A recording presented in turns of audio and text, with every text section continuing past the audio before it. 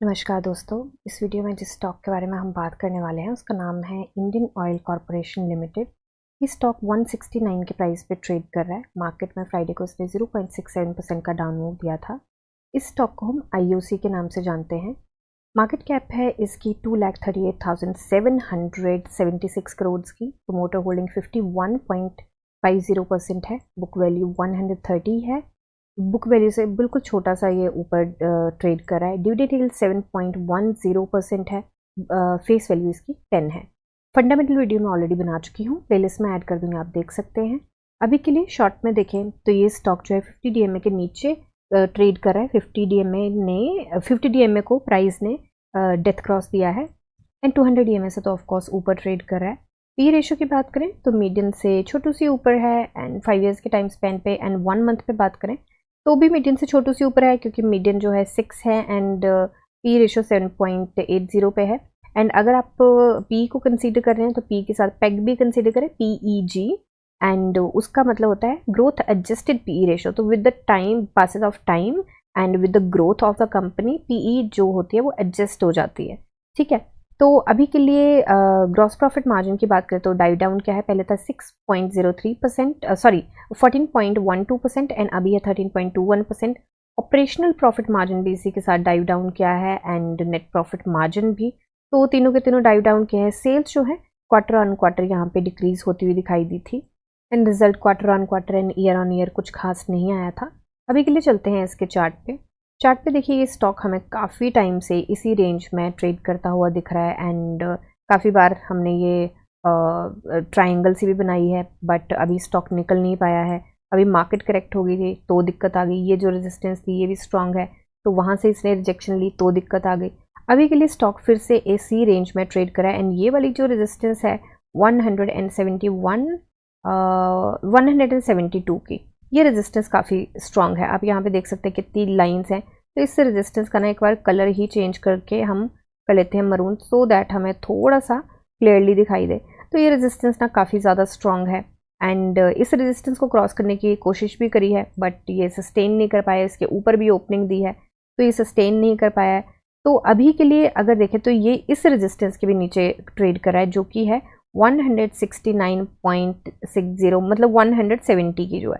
तो अभी के लिए इसने जो क्लोजिंग दी है 169.09 पे दी है एंड ये रेजिस्टेंस भी इसको फेस करनी पड़ेगी। तो बेसिकली ये जो दोनों एरियाज हैं ये काफ़ी स्ट्रॉन्ग रेजिस्टेंस वाले हैं।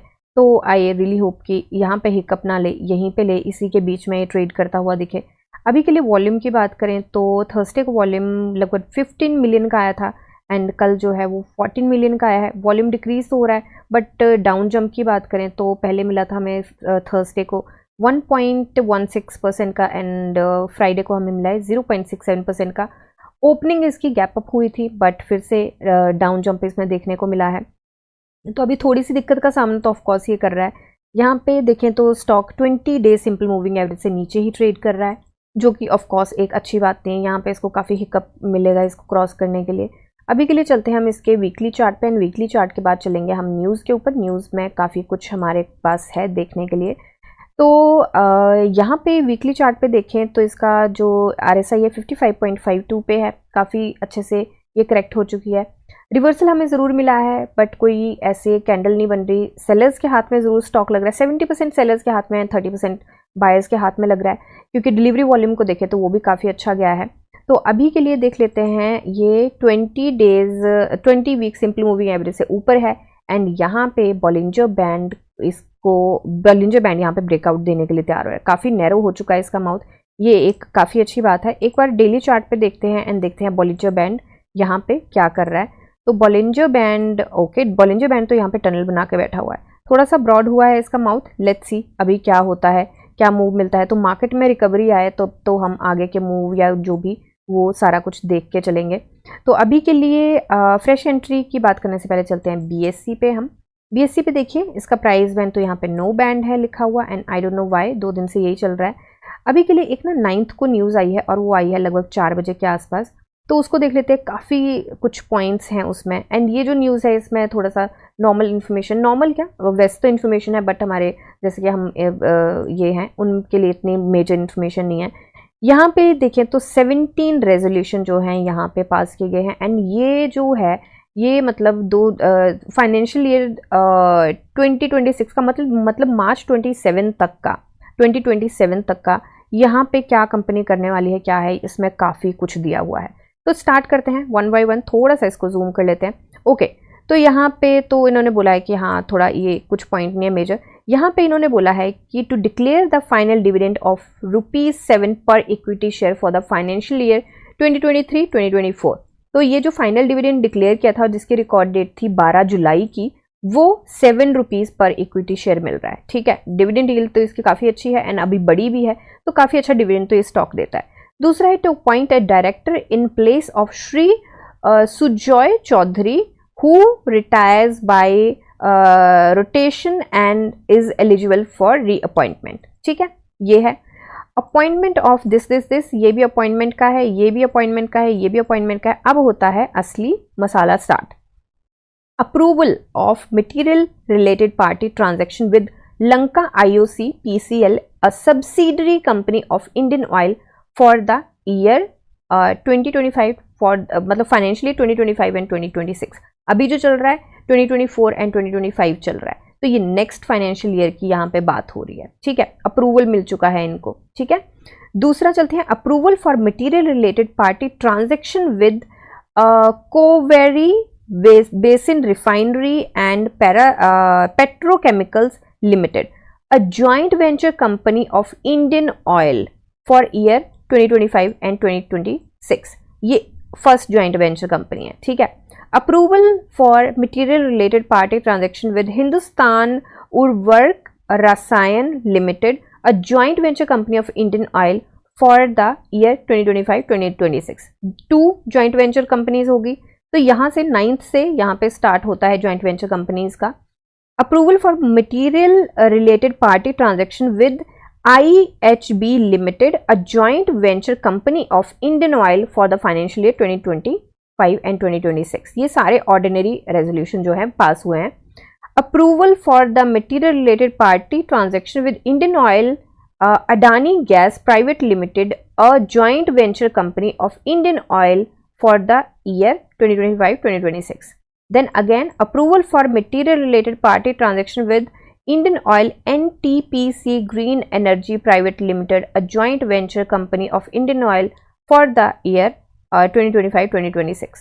Approval for material related party transaction with Indian Oil Petronas Private Limited, a joint venture company of Indian Oil for the year 2025-2026. And again approval for the material related party transaction, sorry ये तो अभी हमने read किया। Approval for material related party transaction with Falcon Oil and Gas BV, joint venture of Indian Oil Global BV, Netherlands का है ये, wholly owned subsidiary of Indian Oil for the year of 2025 and 2026। तो यहाँ से ये start होता है कहीं से, एंड यस तो यहाँ पे 16 मतलब 8 जॉइंट वेंचर कंपनीज के साथ इनको अप्रूवल मिल चुका है, जो भी ट्रांजैक्शन है एवरीथिंग है। और ये जो फाइनेंशियली 2025-2026 जो एंड होगा वो होगा मार्च 2027 में। ठीक है, आई एम सो सॉरी, मार्च 27 में नहीं होगा, मार्च 26 में ये खत्म होगा। तो आई एम सो सॉरी, पहले मैंने ये बोला कि 2027 तक का ये प्लान है, 2026 तक का ये प्लान है, 2026 में ये कंप्लीट होगा। सॉरी मैं थोड़ा सा वो मिस प्रोनाउंस कर दिया वहाँ पे। तो ये चीज़ जो है काफ़ी लंबा प्लान है एंड कंपनी बेसिकली बहुत अच्छा काम कर रही है, काफ़ी पुरानी कंपनी है, बहुत सारी चीज़ों पे कंपनी यहाँ पे काम कर रही है। तो मुझे लगता है ये सब देख के कि लॉन्गर रन के लिए तो स्टॉक ऑफ कोर्स काफ़ी अच्छा है एंड अभी नो डाउट ये क्रॉल कर रहा है थोड़ा सा, एंड पहले भी देख लेते हैं इसने कब क्रॉल किया है एंड कब ऐसी रेंज बनाई है। तो यहाँ पे देखें तो यहाँ पे भी इसने काफ़ी टाइम क्रॉल किया है, हल्का सा मूव भी दिया है, यहाँ पे भी इसने क्रॉल किया है। ये पहले अगर देखें तो ये RSI यहाँ पे 40 से नीचे ही रही है, तो यहाँ इस रेंज में भी इसने क्रॉल किया, काफ़ी इसने डाउन मूव भी दिया था। तो इस स्टॉक में ये सारी चीज़ देखी गई है पहले भी, एंड अभी थोड़ा इसका ज़्यादा टाइम हो गया है, स्विंग के लिए इसने काफ़ी मौके दिए हैं। बट ऑफकोर्स ये यहाँ पे कुछ टाइम इलेक्शंस आ गए, कुछ टाइम मार्केट गिर गई, कुछ टाइम करेक्शन आ गई, कुछ टाइम कुछ हो गया, कुछ टाइम रिजल्ट नहीं अच्छा है, तो ये सारी चीज़ें यहाँ पे चलती आई हैं। तो अभी के लिए मुझे लगता है स्टॉक थोड़े से रैली के लिए तैयार हो सकता है।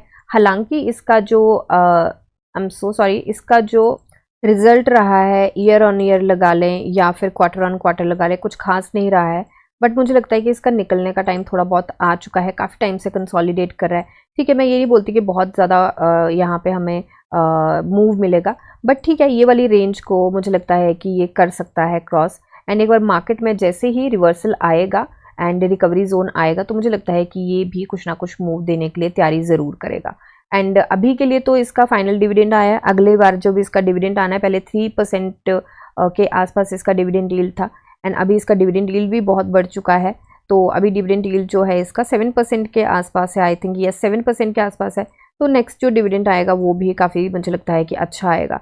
तो अभी के लिए अगर फ्रेश एंट्री की हम बात करें, ट्रेडिंग व्यू का तो यहाँ पे सेल का है एंड मुझे सेल का तो नहीं लगता, मुझे लगता है कि लॉन्गर रन के लिए ज़रूर अकोमोडेट किया जा सकता है। बट यस, यहाँ पे ये ज़रूर चीज़ है कि कोई बहुत बड़ी दो राय नहीं होगी अगर स्टॉक 164 के आसपास भी आया, अगर मार्केट में ऐसे ही करेक्शन चलती रही। तो अभी के लिए फ्रेश एंट्री की बात करें तो बिग नो, क्योंकि स्टॉक अपनी 2 मेजर रेजिस्टेंस से नीचे ट्रेड करा है, ये भी स्ट्रांग है रेजिस्टेंस एंड ये तो ऑफ कोर्स स्ट्रांग है ही है।